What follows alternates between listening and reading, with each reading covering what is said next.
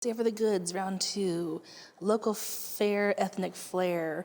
And there's a lot of things you can do with that. But we were all pretty root bound, I think, and we were like, oh, wouldn't it be great if we just did these pioneers, these women, these heritageable things that have happened. We originally started thinking, how did our great-great-grandmothers survive when they came here? And, how did they put food on a table, especially during the Depression when they had very little goods to work with? And that's what intrigued us to begin this whole dinner series. I can remember my grandmother's 2-bedroom farmhouse, and at her kitchen table, we'd be crowded around it, and if you needed out, you crawled underneath the table because you had to sit. It wasn't a matter of, she would have the table set in a place settings, and I think that's so important for us to put that out, for them just to say, wow, this is how they even did it on Sunday. It was Sunday dinner. And it was their Sunday best of what they had for their lifestyle. So we will have different things, like some of our china is not going to match, and some of it's going to be heirlooms that are close to our hearts. I think pairing it with a Sunday, having the real china plates,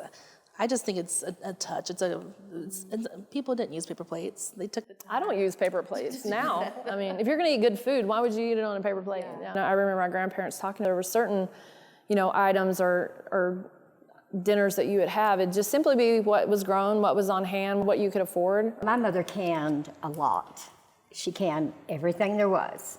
Our cellar was full. We had like 4 shelves in our cellar, and there was peas, beans, all kinds of pickled peaches, apricots in the freezer.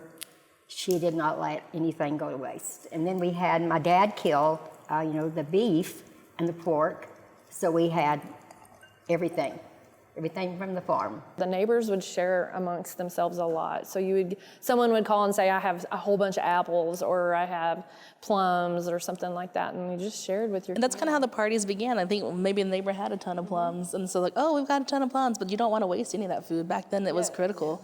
So you'd all come together and you'd do those plums and get them put up and preserved, and then go on. And you had to move really fast too. Well, my dad actually did a lot of the canning.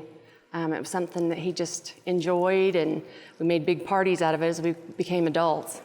But yeah, my mom and my grandma's in Iowa, they had full cellars full of everything, and jelly that we'd wait for, Christmas to get some grandma's strawberry rhubarb jelly. It's neat.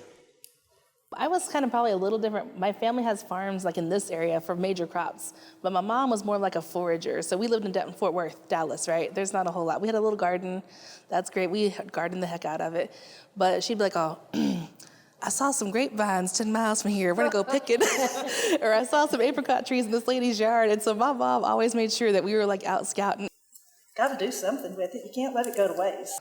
My mother, she always put a lot in the freezer, and then she canned some. And then my grandmother, she canned all the time. They never let nothing go to waste either. And my mother was a very good cook. She could take something and she could take nothing and make something out of it. I think in our industry, we celebrate so many holidays, weddings, events, and special occasions in people's lives. And it still makes me tear up a lot of times when I go to a wedding, just because I'm thinking I'm the one that they chose to be a part, to put that food on the table, to make those memories with those people. And so I don't even want them to know that I'm there. I want them to remember the flavors and the experience of the evening. And coming together and to be able to enjoy it as this family-style meal, like the way it used to be when you sat down with dinners every night with your family. I hope we share something with people that have never had this experience before.